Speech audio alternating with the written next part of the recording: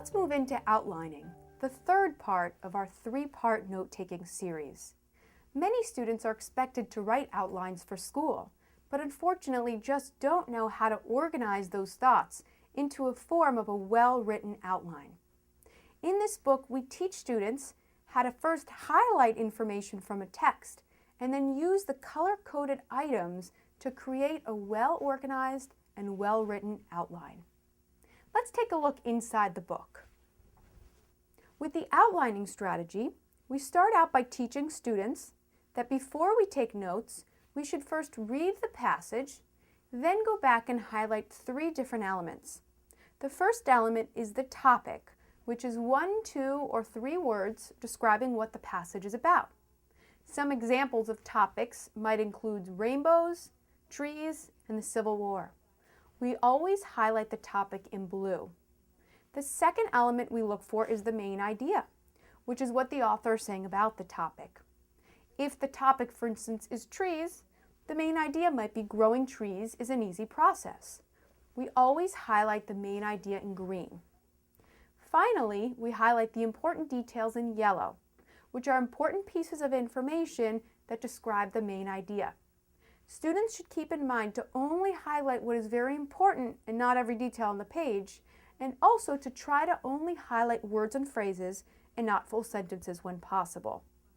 Once students have done their reading and then have gone back and highlighted for these three elements, we teach them to take each color and translate it into a different part of the outline. For instance, the topic, which the student highlights in blue, is written on the top of the outline. Then the main ideas, which were highlighted in green, become the Roman numerals of the outline. And finally, the important details, which were highlighted in yellow, become the large letters that are written underneath the Roman numerals.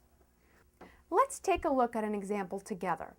It's very important that we read the passage before doing any highlighting.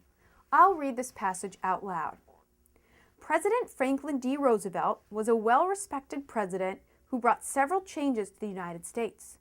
He was known for passing many laws and performing some important actions while in office. In 1935, Roosevelt passed the Social Security Act. This act created a program to give people money when they were out of a job.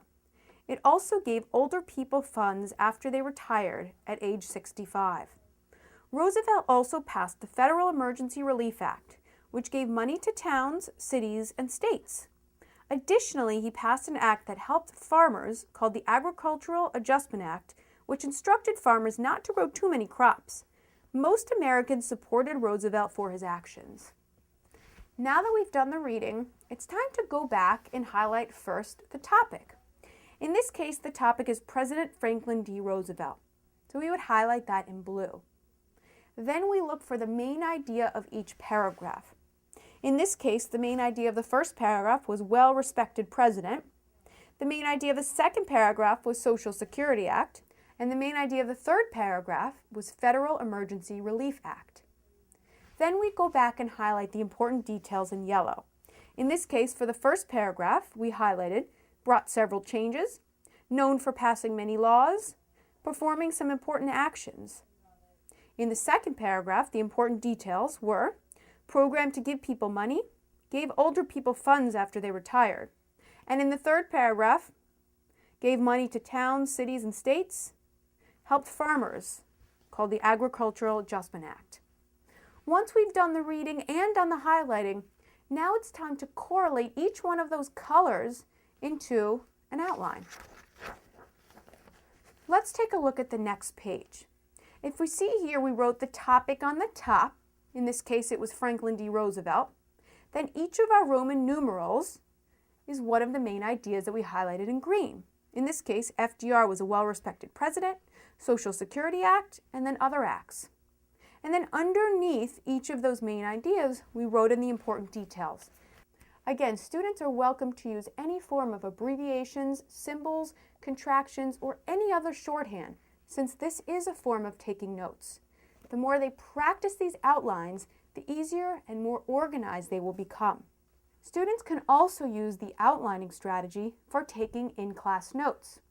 The student would start with a blank sheet of paper and write the topic of the lecture on the top of their page. In that case, students would write World War I at the top of their page, since that is the topic of the lecture. Then, let's say the teacher starts with causes of World War I. The student would write Roman numeral I and write causes of World War I. And then underneath that, using large letters, the student would write in different important details supporting causes of World War I. They would continue in that fashion until the lecture was complete.